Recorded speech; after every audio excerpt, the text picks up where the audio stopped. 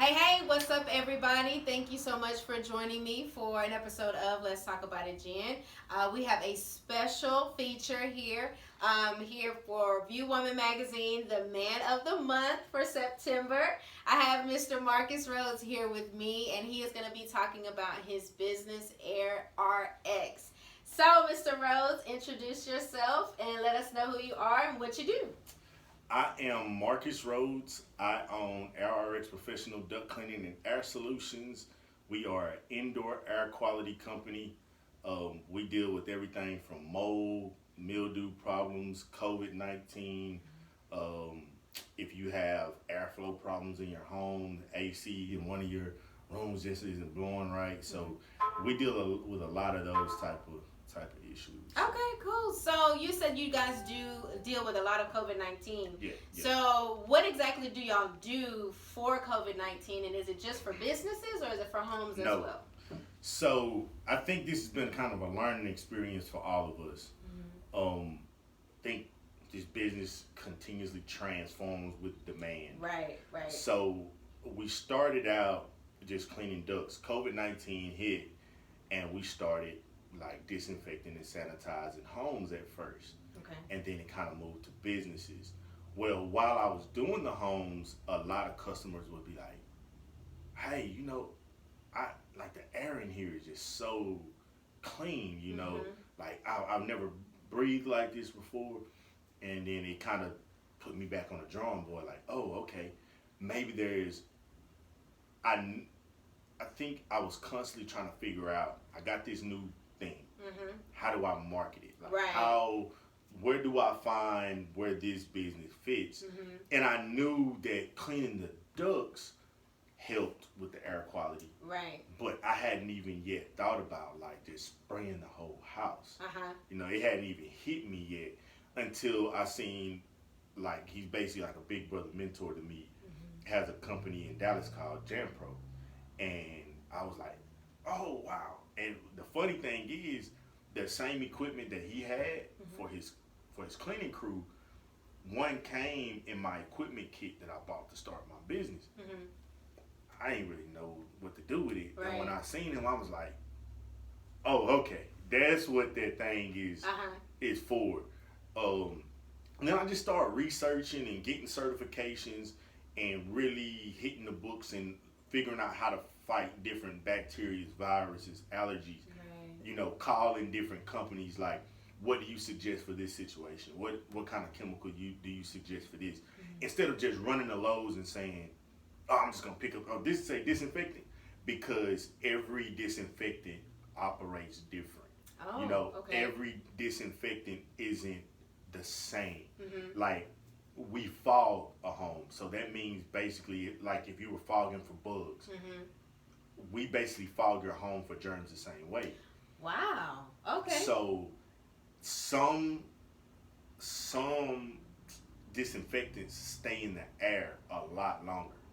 Some have a residual, so if they stay on something, they can stay there for up to 3 to 6 months. Some have deodorizing properties. Okay. Some people have allergies to smell, so they're smell sensitive. So that means we have to use a solution that doesn't have a real harsh scent. Right. And then I have a solution that deals with mold. So it's not a cookie cutter thing. It's not this particular thing works for every single thing. We have to sit down, consult the customer, ask them about their allergies, ask them about pets, ask them, what kind of issues that you're having. And I think that's what kind of keeps us at the top of where we are. Right. And because instead of telling the customer what we have to offer and say, hey, and convince you to buy it and lie and be like, oh, this will work, I promise it'll work. And then it doesn't. We sit down with the customer and consult them on, hey, what are your needs? What is the problem? And then I assess the situation on how we are to combat that problem. Gotcha. Okay. Wow. That sounds like it's interesting. Okay. It is. So how did you get into something like this? What's your story? I was how I got into this business. I was an HVAC technician. I was working for one of the biggest HVAC companies here in Tyler. Okay. And I loved it. Like, yeah. I had been to a couple of companies, but I'm all about being stretched. Like, I love to be stretched out of my comfort zone. Right. And I've never looked at a job like most people look at a job. I call it getting a paid education. Like, I'm not here for a long time. I'm here to learn what I need to learn to go to the next level. Right. And you're going to pay me while I'm learning to get to the next level. So I had to really just change my thought process about going on a job, because how I looked at it is, I'm not going here to retire. I'm going here, I'm 20 years old, I'm going here to build my resume. Right. And that's all I cared about. I'm going to go here, get proficient at this, what I'm doing. I'm going to get every award, every review, everything that I can get to build my resume to get to the next level. Right. And I was always a person that was just kind of like, I'm not going to beg you for anything. So I've never been the type like, oh man, I need a raise. You're going to have to give me another $1. Okay, you want to give me another $1? I'll be quiet. I'll go back to work. And now I'm locked in. Yeah. Because now, okay, I'm going to take this knowledge that you won't pay me for, and I'm going to find somebody who will pay me for it. Wow. Okay. So, because I might not be valuable to you, but I'm valuable to somebody. And that's kind of the mindset that I developed. And a lot of people didn't understand it. So when I got out of that business, after finding out that this was an area in my industry, that in my area, in Tyler, that a lot of companies just didn't really care about. We were going to houses, it'd be mold growing, and we're just like, oh, well, I got your AC up and running. Here goes your bill. I'll let you. And they'd be like, hey, but what about that? We're like, oh, we don't deal with that. Wow. Or it'd be like, oh, you're what's that dust and stuff on the vent? Oh, we just, I'll tell the office about it. But, and then we never tell the office. We just on to the next job.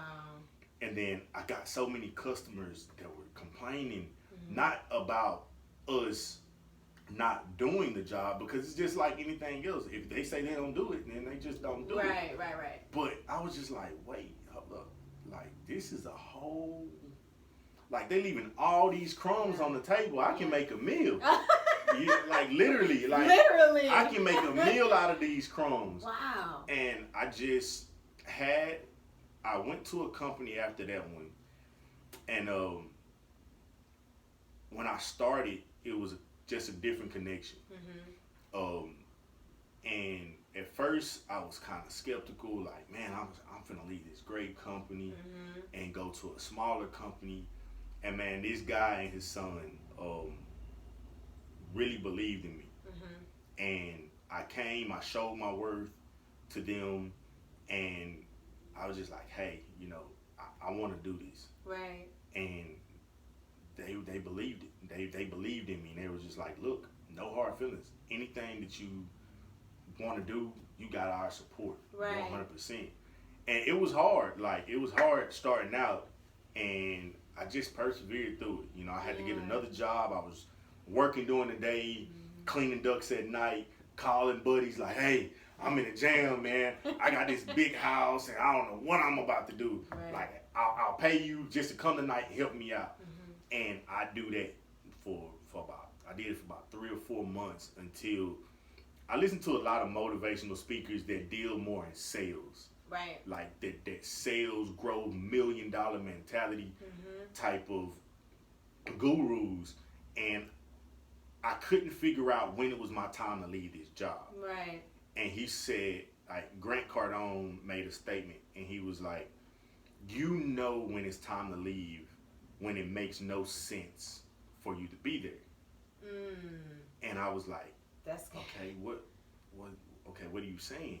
He was like, when the money that you're making outside of there surpasses the money that you make there, then the only thing that's keeping you there is fear. Because nothing else makes logical sense for you to stay. Right. And I just was like, hey, you know what? It's either make or break. Right. Like, we going full tilt. And like, I made that jump, and we haven't looked back since. That's and awesome. it was the best, and I think I really listen and have a great relationship with God, and I don't move on my own accord. Right. Like every step of the way, every thought that comes through my mind, I evaluate it. I just don't act on impulse. Right. It's right. like, okay, what's this thought? Let me identify it. Let me break this down. Like, where did it come from? Is it come from a place of jealousy, envy?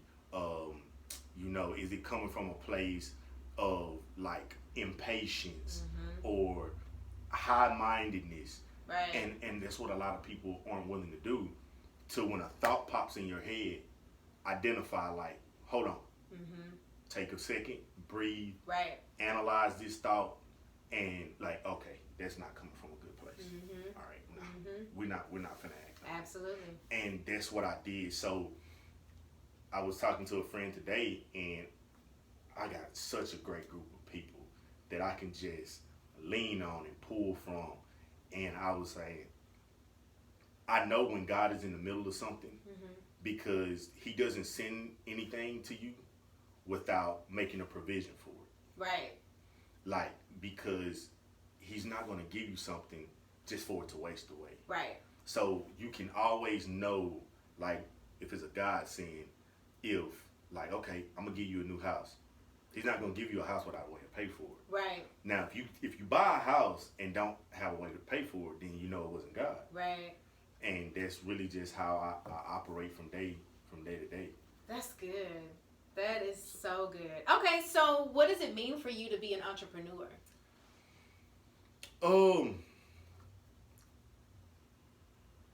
I don't think it's sunk in yet. Yeah. Where I'm at hasn't sunk in Yeah. yet. Some days I sit at this desk and I just get so full, just like can't believe. And I think over the years I become so, and like I feel it like right now. Just some days I just like don't think about it. You know, like I stay in grind mode. Like I don't stop to smell the roses just yet. And when I do think about it, I'm humbled because it's like I know who I am, but who am I different from the next person to deserve to be here? Absolutely. And I feel like that's what keeps me going. That's what keeps me receiving blessing after blessing after blessing, because at the end of the day, I feel like I'm so undeserving. I'm always working to be worthy. Right. And so the entrepreneurship, I think I've been one of those. I've been a hustler since I was 5 years old. Yeah. Some people can say that, some people can't. I think it's always been this tugging force on me. From walking up and down the street at 5 years old, asking the neighbors to rake their yards and wash their cars and walk their dogs. Like, I never wanted anybody to give me money. Right. Like, once I would ask my parents, like, for money, and they'd be like, oh, you can only have $1. But I would watch my dad go cut somebody's grass and make this amount of money. Right. And I'm like, why would I ask them for money when it's an unlimited amount out there? Like, they limited me. Yeah. But if I go out there and hustle, I'm not limited. So I was always like that. My parents would come home from work, and my mom would be riding down the street, and she'll stop and hit her brakes and back up and be like, what you doing at them people's house? like, get out them folks' yard. I'm like, Mom, I'm working. Right. She like you supposed to be at the house getting your schoolwork. And I'm like, hold on, I gotta finish this yard. Right. And like, that's just how I always was. Yeah. And I would come home I would leave home every day with nothing. Yeah.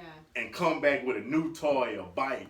My mom be like, how did you get that? You take them people's stuff back. I'm like, Mama, like, I had these 2 things and this, and I talked him into, like, don't get your stuff back. I'm like, no, but Mama, like, I came up. Like, I had 2 action figures, and I got a whole scooter out of it. Like, oh my gosh. So, that's your boy hustler. And that's just how I always been. I've never been comfortable working for nobody. Yeah.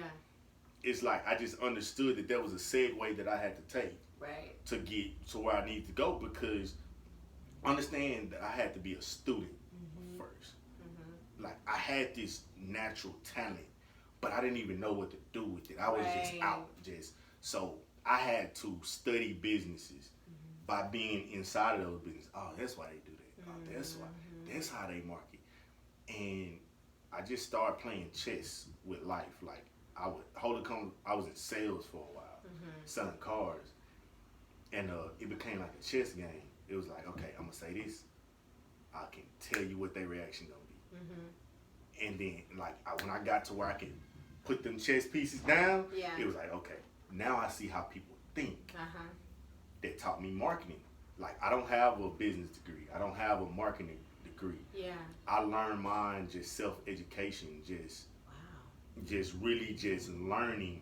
Like, just throw something out there and see how I react to it. Okay, that helps me understand that. And just listening to people who are so wise, you know, soaking in good information. Right. But that's